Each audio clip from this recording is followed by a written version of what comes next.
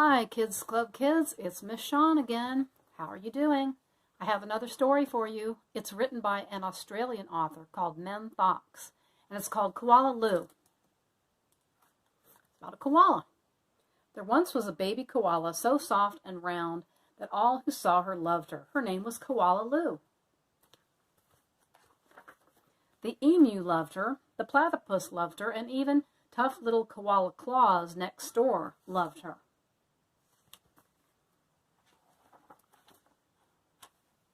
But it was her mother who loved her most of all.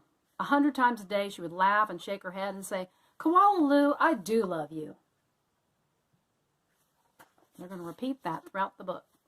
Whenever she stretched in the early morning sun or climbed a gum tree or bravely went down the path all by herself, her mother would smile and say, "Koala Lou, I do love you." The years passed and other koalas were born, brothers and sisters for Koala Lou. Soon her mother was so busy she didn't have time to tell Koala Lou that she loved her, although of course she did. Every night as she curled up under the stars, Koala Lou thought about the times when her mother had looked at her and said, "Koala Lou, I do love you," and she longed for her to say it again. One night Koala Lou had a splendid idea. Preparations had begun for the Bush Olympics. She would enter the Olympics. She would compete in the gum tree climbing event and would win. And her mother would fling her arms around her neck and say again, "Koala Lou, I do love you." Koala Lou began her training right away. She jogged and puffed and lifted weights and panted. She hung from a branch with one claw at a time till she ached.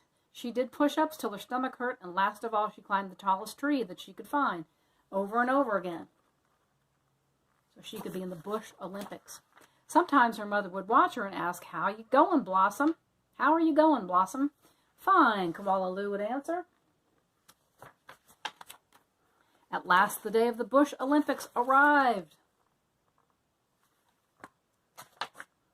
Koala Claus had also entered the gum tree climbing event, and everyone knew how fast she was. But Koala Lou wasn't scared. She knew her mother in the crowd. She saw her mother in the crowd and imagined her saying, "Koala Lou, I do love you," her heart filled with hope.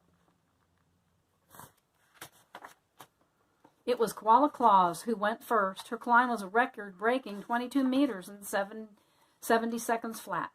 The spectators whistled and cheered wildly, and wildly waved their party hats. "Can I do better than that?" wondered Koala Lou. "I must." As she stepped toward the tree, a hush fell over the crowd. "On your mark," said the kookaburra. "Get set, go." A kookaburra is a bird. And you can look that up on the internet, also Bush Olympics. Koala Lou leapt onto the tree. Up and up she climbed, higher and higher, and faster, until there she was, right at the top. The spectators roared and clapped and stamped their feet. But she wasn't fast enough. In spite of all her training and her hoping, it was Koala Claus who won the gum tree climbing. Koala Lou came in second. Koala Lou went off and hid. She heard the shouts of the Bush Olympics and cried her heart out.